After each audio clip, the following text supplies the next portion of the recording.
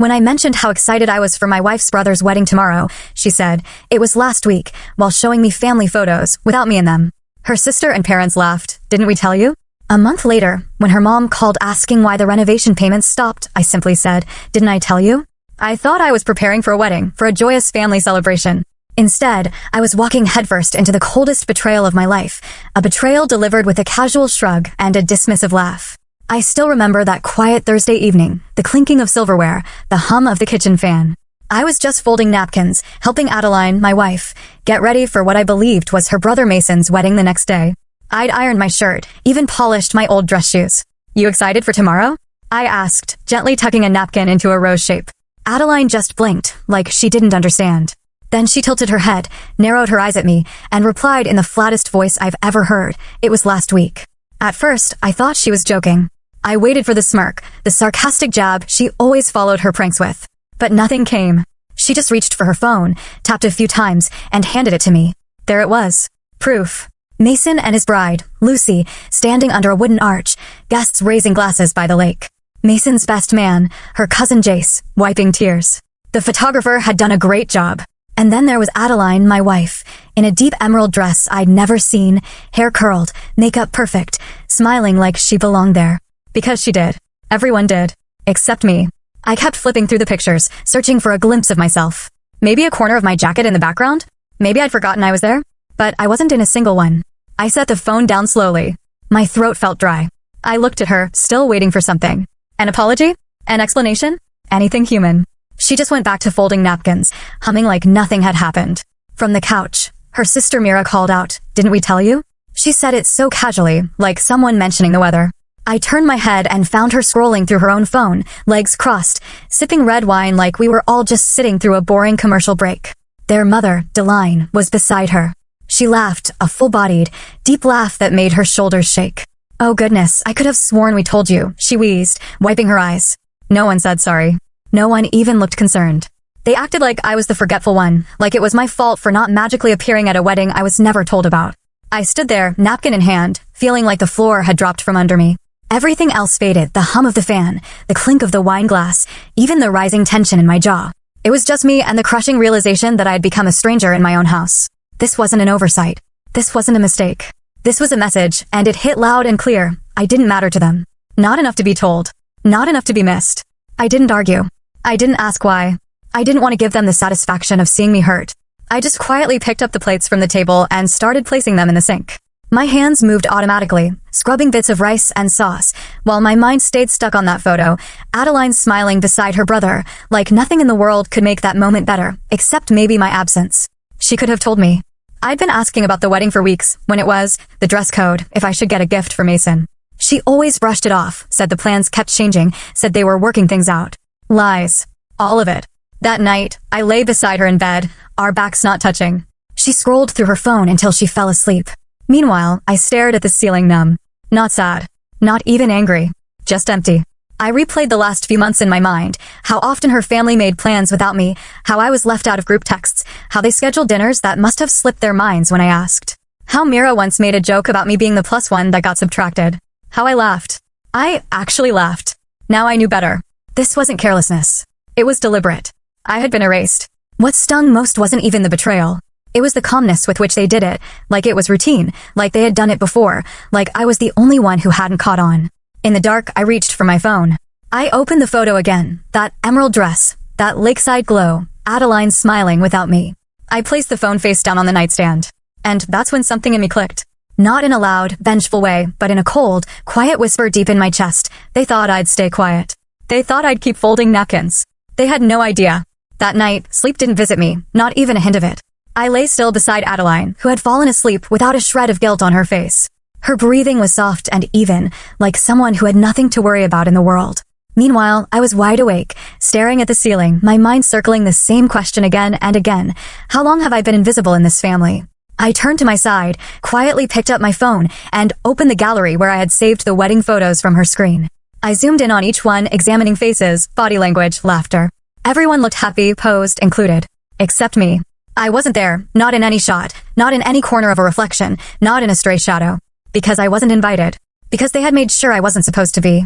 They didn't forget. They excluded. And it wasn't just about missing the wedding. That was just the surface. This ran deeper. Much deeper. I remembered the weeks leading up to that date. How I had helped Mason fix his new house.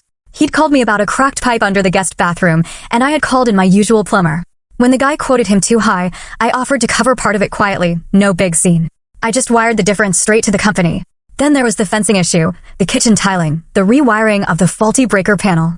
I had been there every step of the way. I had done it all because family helps family. Or so I thought. Now I realized what I had really been. Useful. Not loved. Not included. Just useful. Like an app they open when needed and close the second it's done. As Adeline shifted beside me, I studied her silhouette in the dark. She looked peaceful, like someone who had just hosted a successful event. I wondered if she had smiled while they toasted her brother. I wondered if she had made a speech. Did she mention me? Did she lie and say I was away on business? Or worse, did no one ask about me at all? It made my stomach turn. By 5 a.m., I was up. I moved around the house like a ghost, quiet, invisible, familiar. I made coffee, skipped breakfast, sat at the dining table where we had once shared laughs and plans, and just stared at the empty seat across from me. Then I pulled out my laptop. It wasn't out of revenge, not yet. It was out of clarity. Cold, necessary clarity. I opened my spreadsheets. Line by line, I went through every transaction over the past 2 years. Tens of thousands had gone to Mason's renovation, Deline's house repairs, a few. Chunks here and there toward Mira's salon launch, though that business barely lasted 3 months before folding, and no one ever mentioned returning what I gave. I never asked. I never kept score. Until now. Because now it mattered. I looked at the pattern, and a terrible realization hit me. I was more involved in their financial life than their emotional one. I wasn't family. I was infrastructure. That morning, Adeline wandered in around 7, wrapped in her robe, yawning and scratching her head. She smiled when she saw me. Morning, she said, planting a light kiss on my cheek, like nothing had happened. Morning, I replied, my voice so calm it surprised even me. She poured herself coffee and sat opposite me. Then she started scrolling through her phone. I watched her for a moment, trying to picture what it felt like to live without consequence, to break someone's trust and then sit beside them like nothing happened.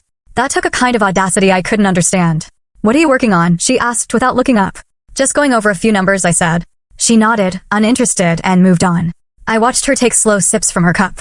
That's when I realized something else. She didn't expect me to question anything. Not the wedding. Not the photos. Not even my absence from a day that any decent partner would have been part of. And that's when the quiet started hardening inside me. The kind of quiet that isn't weak. The kind that observes, that calculates, that makes a decision. I didn't confront her. I didn't shout. What good would that do? Her mother would laugh it off. Mira would roll her eyes and say I was being sensitive. Mason would shrug and pretend he had no idea. And Adeline would just blink and say something hollow like, I didn't think it mattered. I had become a ghost in my own marriage. I was present in form, but erased for meaning. So I decided I would play the part. From that day on, I moved differently. I stopped talking during dinner. She didn't seem to notice. I stopped suggesting family plans. She didn't seem to care. When her mother called and left her phone on speaker, I just listened. I took in the way Deline referred to me like an outsider. What does he think about that? Is he going to pay for it? Tell him we'll call when we need him. They spoke about me like I wasn't in the room. So I became exactly what they treated me as, unseen. But inside, I was wide awake. I didn't know what I was planning yet. All I knew was something had shifted. Something permanent. And it wasn't about anger. It was about awareness. They had counted on me being dependable, quiet, forgiving, predictable. But that chapter had ended. They just didn't know it yet. It was a sunny Sunday when I made the mistake of driving past Mira's house. I hadn't been invited, of course I hadn't, but something pulled me that way. Maybe curiosity, maybe the ache of wanting to believe that I was still part of something, maybe just foolish habit. I don't know. What I do know is that as I slowed near her driveway, the same familiar cars were lined up out front. Mira's red coupe, Deline's clunky SUV, Mason's new silver sedan. I recognized all of them instantly, like names on a guest list I was never added to. And through the open windows, I heard laughter. Genuine, easy laughter.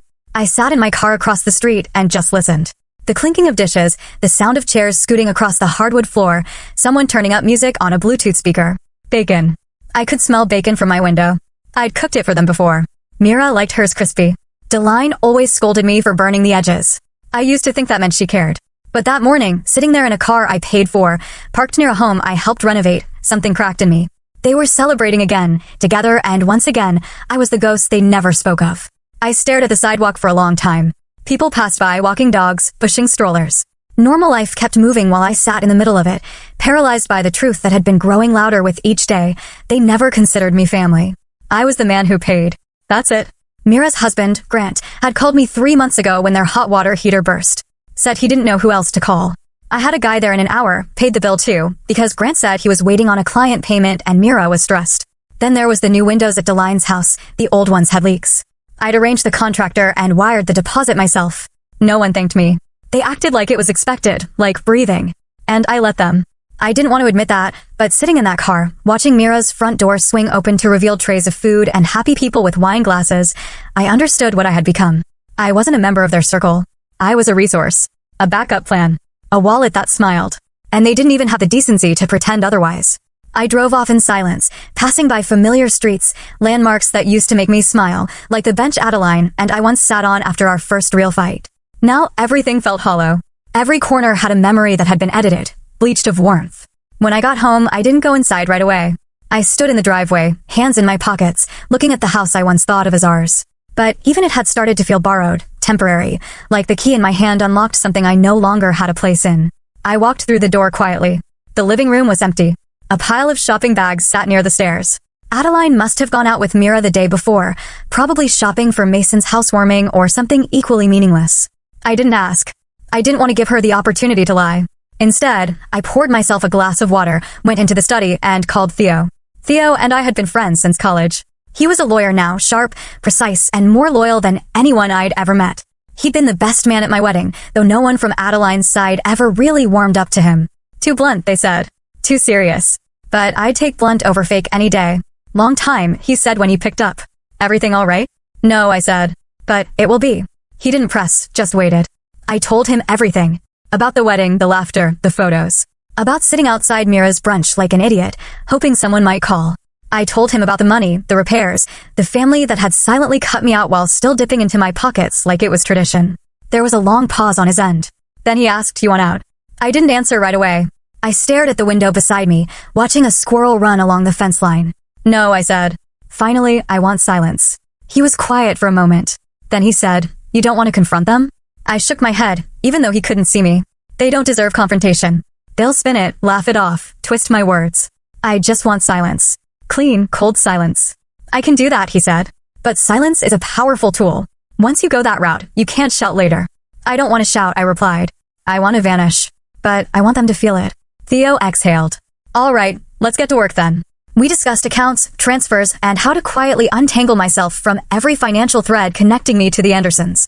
I'd kept everything in my name or my holding company, but I'd never enforced boundaries. That was about to change. We drafted the first set of documents that night, and when I hung up, I didn't feel rage. I didn't feel grief. I felt something better, clarity.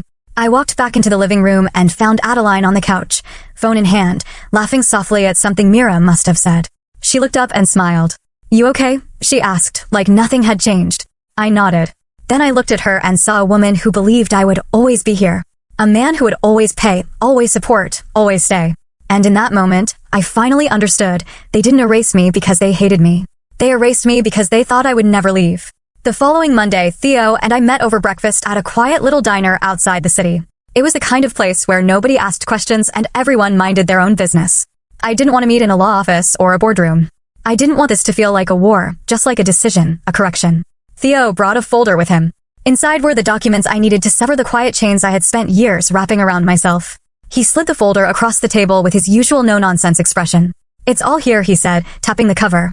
Renovation payouts, property maintenance grants, discretionary contributions. Every last one of them routed through your personal holding firm. You've been a generous man. I opened it and skimmed the pages, contracts, authorizations, amendments I had signed without thinking twice, because family needed help, because I believed helping them made me part of something. I want it all paused, I said quietly. Every cent. Every automatic payment. I don't want a single light bulb changed unless they call me personally. Theo nodded. I'll get the order signed today, and I've set up alerts in case they try to go around you. I sipped my coffee slowly, thinking of the look that would cross Deline's face when the plumber said, payment never came. The confusion in Mira's voice when the contractor refused to continue fixing the patio. The moment Adeline would try to spin it into another technical mix-up. I didn't smile. I didn't need to. Later that afternoon, I sat at my desk in the study and began removing myself from every informal tie I had to them. I called the gardener who maintained Deline's lawn and told him not to expect next month's payment. I emailed the property insurance rep and revoked the coverage extension I'd added for Mira's leaking ceiling. I didn't explain. I didn't make excuses. Just a line here, a cancellation there. Silent redirection. And then I waited. It took 5 days. On the 6th morning, I was having coffee on the porch when my phone buzzed. Deline's name lit up the screen. I stared at it, let it ring until the final chime, and then picked up. I wasn't angry. I wasn't curious. I just wanted to hear how she would spin it. "Hello," I said, as calmly as if she were an old coworker calling to check in. "Oh, thank God," she sighed in that over-the-top voice of hers. "Darling, I just got off the phone with that terrible builder. He said the kitchen work's been stopped, something about funds not going through. I told him that must be a mistake, of course. I mean, you've always handled these things. Is it a bank issue?" I leaned back in my chair, staring at the wind chimes Adeline had bought 2 summers ago. They clinked softly in the breeze, like they were mocking her mother's voice. "No mistake," I said plainly. A beat of silence on the other end. I'm sorry," she said. I gave a quiet chuckle and replied, "Didn't I tell you?" I repeated it slowly, gently, with the same emptiness her daughter had once offered me across our kitchen table. "Didn't I tell you?" She paused. I could hear her trying to decide whether to laugh again, whether this was some odd joke she didn't quite get yet. But I didn't wait for her to find footing. "I'll let you sort it out with Mason or Mira. I'm sure they've got it handled." Then I ended the call. It wasn't slamming a door. It was turning off a light. Later that day, Mira texted me, just 2 words, "Payment issue." I didn't reply. Instead, I opened the filing cabinet and pulled out the folder labeled Anderson Affairs. Yes, I had finally started naming things properly. I placed their folder beside others: business accounts, real estate ventures, trusts. I looked at them all and realized something stunning. Every person in that family had benefited from me. Everyone. And not once did they treat me like I belonged. For dinner that night, Adeline made pasta. I could hear her humming while she stirred in the kitchen. She didn't ask how my day was. She didn't mention the calls. She didn't seem to know her mother had been cut off or that Mira was now pacing in her living room. She asked about the weekend. I said I'd be working. She smiled, but it didn't reach her eyes. The next evening, I came home to find her mother and sister sitting in the living room. Deline stood the moment I entered, like a politician pretending to welcome an old ally. "Oh, good, you're home," she said, her voice strained with something she didn't know how to hide: fear, confusion, entitlement, all of it. Mira gave me a small wave. "We thought we'd come talk in person, sort things out." I didn't sit. I walked to the hallway table, pulled out the envelope I had prepared earlier, and handed it to Deline. She opened it right there. Inside was a packet of itemized receipts, contractor logs, maintenance records, everything I had paid for over the past 3 years. Every leak, every wall, every nail. "This," I said, "is what humor used to cost me." Her eyes darted across the pages, realization dawning like thunder. I didn't keep score before I continued, because I believed I was part of this family. I thought love was a shared thing, but it turns out it was just a tab I didn't know I'd opened. Deline tried to speak. I didn't let her, and now the account is closed. I turned and left the room, walked straight upstairs, and shut the door behind me. I didn't hear them leave. I didn't care. For the first time in years, the house was finally quiet. Not empty. Not tense. Just quiet. And I liked it. Adeline tried to act like nothing had happened, as if her mother and sister hadn't just sat in our living room clutching receipts like they'd never seen accountability before, as if I hadn't just laid out the truth in black and white. She cooked dinner that night, lemon chicken with roasted potatoes. That was her peace-offering meal, the one she used when she sensed tension she didn't want to talk about. But I wasn't hungry. Not for food. Not for another round of emotional amnesia. "You've barely touched your plate," she said, cutting into her chicken. "I'm not hungry," I answered without looking up. She put her fork down. "You could have told me you were cutting off the payments. You could have told me about your brother's wedding," I said quietly, still not looking at her. Her mouth opened slightly, then closed. I saw it from the corner of my eye, that moment when someone considers whether lying is still worth it. But for once, she didn't deny it. She just sighed, picked up her glass of wine, and drank. "It was a misunderstanding," she murmured after a while. "It wasn't malicious. You're reading into it too much." I turned to her. "A misunderstanding is forgetting to grab milk on the way home, not erasing your husband from your brother's wedding." She flinched, and for a second I thought maybe, just maybe, there was something close to shame in her face. But it passed quickly, replaced by that calm, practiced indifference. "You're being dramatic." There it was. The words didn't sting, not anymore. I'd already bled dry. Now I was just walking through the ashes. "I'm moving into the guest room," I said calmly. "Starting tonight." Adeline didn't react immediately. She just stared at me like I had said I was changing the curtains. "Seriously?" she said after a moment. "You're going to sulk around the house like some ghost?" I stood up, picked up my half-full plate, and walked it to the sink. "No. I'm going to live like someone who's finally woken up." That night, I moved my clothes downstairs. The guest room was small, but it was mine. I changed the bed sheets, cleaned out the drawers, and for the first time in months, slept without the weight of pretending. The days after, they were quiet. Not in the peaceful sense, more like the quiet of a battlefield after the smoke clears and everyone's waiting to see who moves first. I kept to myself, cooked my own meals, did my own laundry. When Adeline left for work, she stopped announcing it. When she came home, she'd glance at the guest room door like it offended her by existing. I didn't care. I was no longer interested in making her comfortable with what she had done. A week passed before she tried to press reset. One evening, I heard the clinking of glasses and the sound of her voice calling out to her mother. Apparently, they were coming over again, this time to talk things out over wine and dessert. I didn't argue. I didn't threaten to leave. I just stayed in my room, listened. The line opened with a joke, of course, something dry and layered with condescension. I always knew you had a dramatic side, she said through laughter. You should have been in theater. Maybe then you'd be too busy to cut off our roof repairs. Adeline laughed with her. Mira joined in from the kitchen, chiming something about how I must be going through a midlife ego crisis. I walked out of the guest room, slow and quiet, and stepped into the hallway. None of them saw me at first. Then Deline turned, smile still plastered on her face, until she saw what I was holding, an envelope. Another one? She rolled her eyes, still playing the role of the amused matriarch. Is this another bill breakdown, sweetheart? No, I said. This one's on the house. I walked to the coffee table and placed it down between the wine glasses. Inside were not receipts this time, but copies of emails, screenshots of text messages, correspondence between contractors I had paid and her family requesting extras, spa-like upgrades, fancy lighting, unnecessary additions that ballooned costs because, in Mira's words, he's good for it. This, I said evenly, is what entitlement looks like in writing. The laughter stopped. Even Mira stopped stirring her drink. Deline opened the envelope, pulled out the pages, and went silent. I looked at Adeline. She was frozen, her hand still holding a spoon over the dessert bowl, unmoving. I didn't come out here to argue, I said. I didn't come to reclaim anything. I came to remind you that I was never invisible. You just chose to look past me. Then I turned and walked back to my room, left them in their designer clothes, surrounded by half-eaten tiramisu and sour wine. They didn't follow. Later that night, I heard them leave, doors closing harder than necessary, tires screeching down the street. Adeline didn't come to the guest room.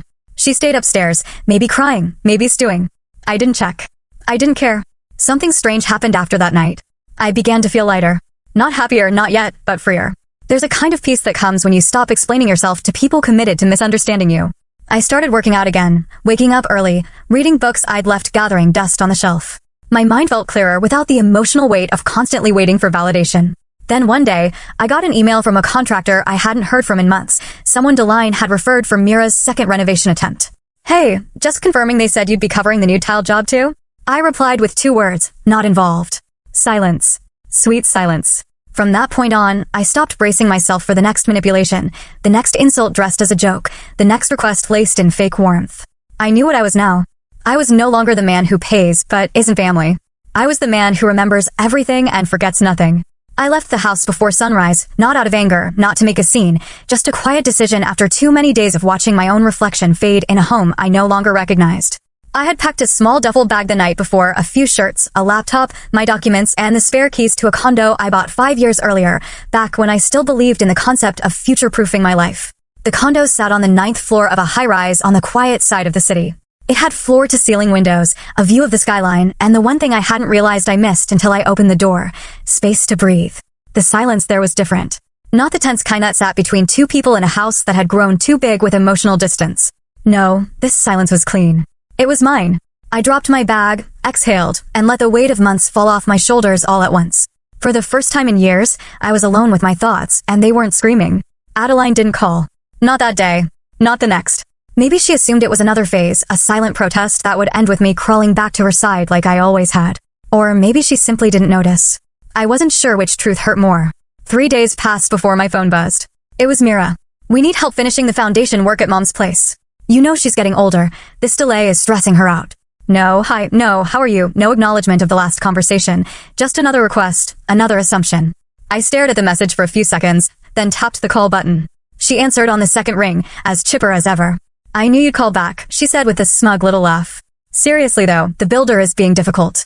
He says without a new deposit he won't finish. I'm sure Mason can handle it, I interrupted calmly. There was a pause. Mason, she asked. But he had a lovely wedding, didn't he?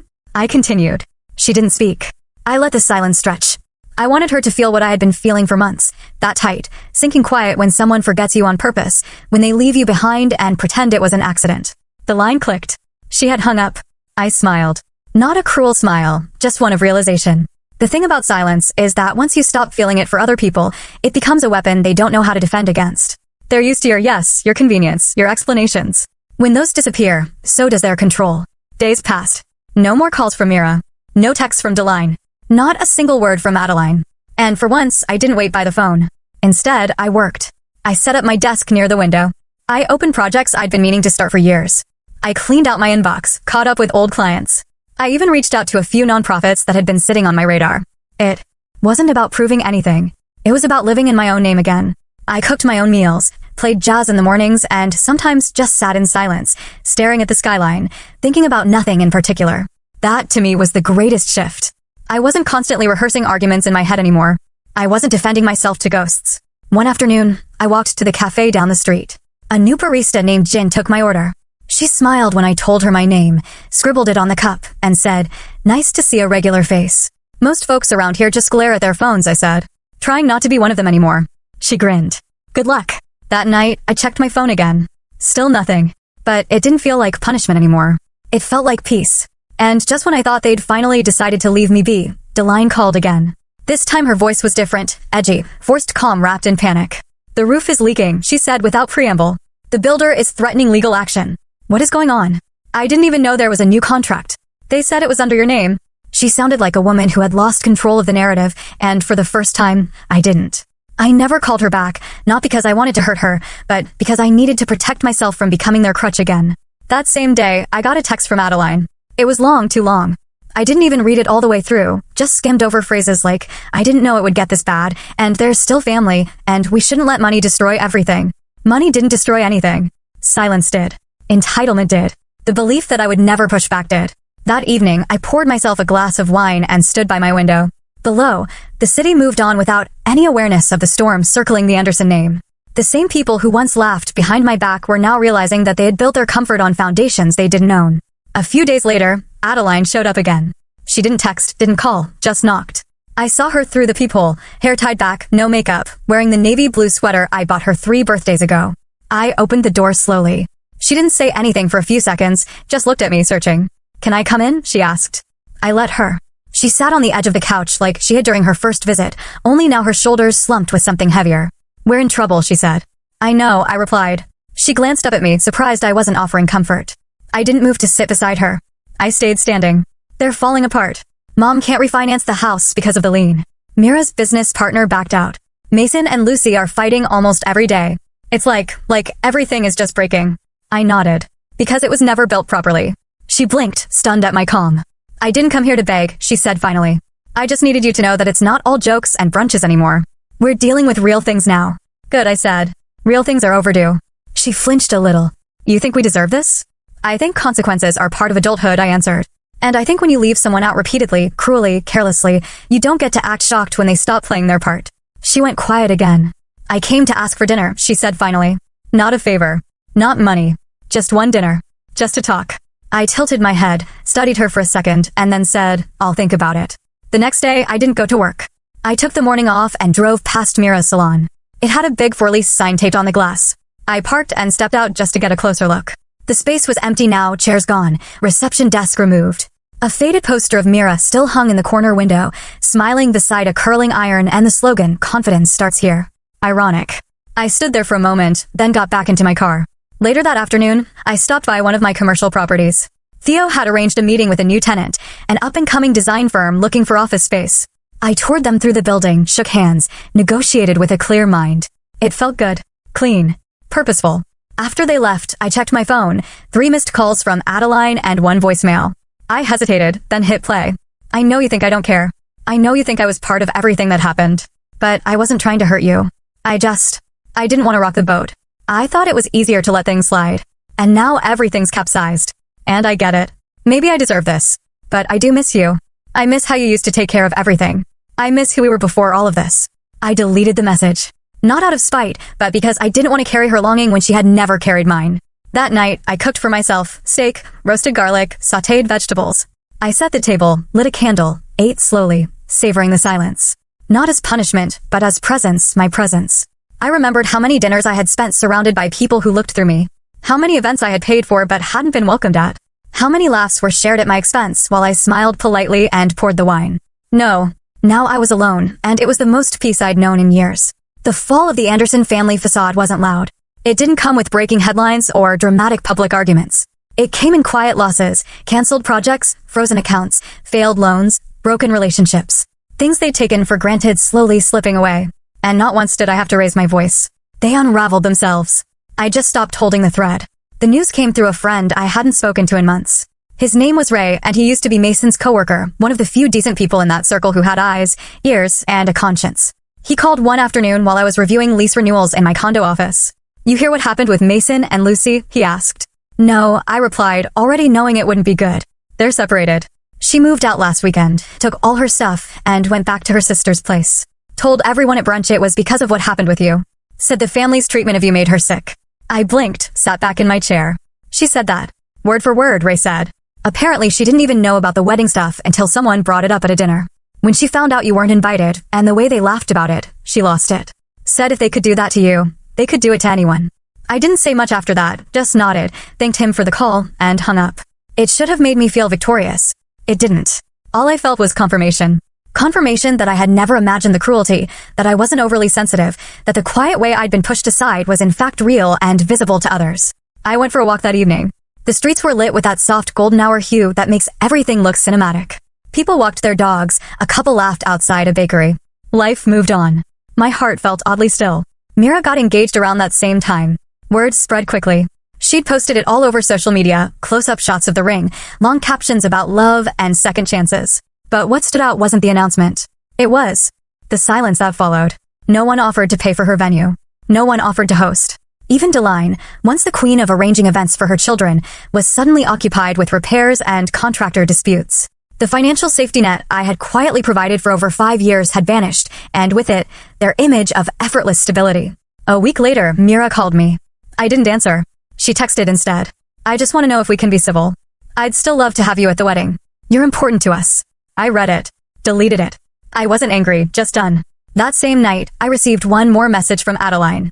It wasn't long. "I miss how you used to take care of everything." That line hung in my chest longer than I wanted it to. It wasn't an apology. It wasn't accountability. It was nostalgia, selective and convenient. She missed the ease I created, the invisible scaffolding I built around all of them so they could shine while I faded. I didn't respond. Instead, I stood by the window and looked out at the city again. Every time I did, it reminded me of who I was outside their orbit, a man who could build, protect, think, provide.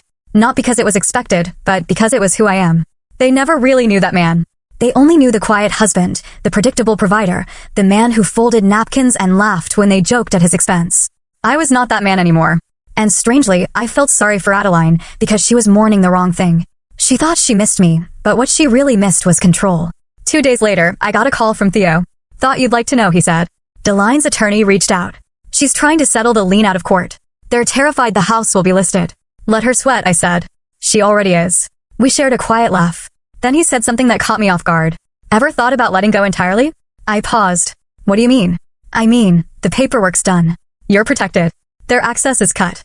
You've made your point. Do you want to stay tethered to any of it, or do you want to walk away clean?" I didn't answer immediately. That night, I sat alone on my balcony, the air cool and still, and really thought about it. For the first time since this began, I considered what it would feel like to stop, not just responding, but remembering. Not just defending, but detaching. To stop letting them rinse space in my mind. To let the chapter close. No final paragraph. No dramatic ending. Just a silent page turn. It felt possible. And that was enough. So when I woke the next morning, I called Theo back. "Start the process," I said. "All of it. Cut the lien. Finalize the property transfers. Close out anything still tethered to their names or their chaos. Let them live in the world they created without me. Because that's what they chose." I was just honoring it. It's been almost a year now, a full turn of the calendar since the day I stood in my own kitchen and was told, without hesitation, without apology, that my wife had attended her brother's wedding without me. A year since Mira laughed from the couch and asked, "Didn't we tell you?" while her mother sipped wine like I wasn't standing in the room. A year since I folded napkins with hope in my chest and went to bed with silence in my lungs. And now? Now I live in a home that I chose. Every piece of furniture was handpicked by me, not bought to impress anyone or match someone else's idea of elegance. My mornings start with peace. My nights end without noise. I don't check my phone bracing for another passive-aggressive text. I don't carry invisible debts for invisible roles in a family that never truly welcomed me. I carry only myself. And that has been enough. My condo, has become something I didn't know I needed, a refuge. Not from the world, but from the version of myself I used to be. The man who explained too much, gave too much, waited too long for people who would never clap when he walked into a room. The silence is no longer a wound. It's a wall I built, brick by brick, to keep out noise I no longer accept. Last week, I hosted dinner. A small one. Nothing extravagant. Just a few people I trust, people who never made me prove my worth. Theo brought wine, of course. He's become more than just my lawyer. He's my anchor in storms I didn't know I was allowed to step out of. My sister Nadia flew in from Florida with her boyfriend. She used to worry about me. Now she just hugs me longer and smiles wider. We sat around the table, my table, and passed plates without judgment, without tension, without pretending. It wasn't fancy, no caterers, no floral arrangements, no performance. Just laughter, real stories, and clean plates. Sometime after dessert, Theo leaned back in his chair and asked the question I knew was coming. Do you ever hear from Adeline's family anymore? The room got quiet, not uncomfortably, just curiously. Everyone looked at me like they were waiting for some dramatic revelation. I smiled. Not anymore, I said. I finally got the hint. Laughter followed, warm and knowing. And that was it. The chapter closed with a single sentence. No rage. No revenge. Just a fact. I hadn't blocked any of them. I hadn't sent cruel messages or broadcasted their downfall. I simply stopped showing up where I wasn't seen. Stopped carrying weight for people who would never lift mine. That was my justice. And it was enough. The next morning, I got up early and went for a walk. There's a trail near the condo that leads down to a quiet park by the water. I go there often now when I want to think, when I want to feel grounded. There's a bench I like. From there, I can see the reflection of the city skyline on the lake, the same skyline I used to stare at from my office window during sleepless nights, wondering if I was the problem, wondering if maybe I wasn't trying hard enough to earn a seat at their table. But sitting here now, I understand what I didn't then. It was never about trying harder. It was about realizing I was trying for the wrong people. People who mistook kindness for weakness. People who saw silence as consent. People who believed being family meant being owed. I stayed in that system for so long because I thought loyalty meant endurance. But loyalty without respect is just self-abandonment dressed up in polite manners. And I'm not that man anymore. I've rebuilt my world now, smaller, tighter, built not on obligation, but on mutual presence. No more pretending. No more squinting to find value in people who refuse to offer it freely. Sometimes I see glimpses of the Andersons in public posts. Someone tags Mason in a group photo, or Mira uploads a story about her wedding planning struggles. I scroll past, not with bitterness, with disinterest. They live in a chapter I've already closed. Adeline. She tried reaching out a few more times. Once through email, another time through a letter she dropped off at the front desk. I read the first paragraph. That was enough. The rest I let go unread. She said she missed me, but really, she missed the convenience I offered. The quiet man in the background, solving problems without being seen. That version of me is gone, buried beneath every unpaid debt, every inside joke that left me out, every party I funded but was never truly invited to. And what replaced him? A man who smiles when his phone is quiet. A man who eats alone when necessary and never feels alone. A man who hosts dinners around tables he built, chairs he chose, with people who show up without needing to be convinced to care. So if anyone ever asks what happened to me, where I went, why I don't speak, why I never returned, I'll say this. I didn't leave with anger. I left with clarity. And when they finally realized what I carried, I was already gone.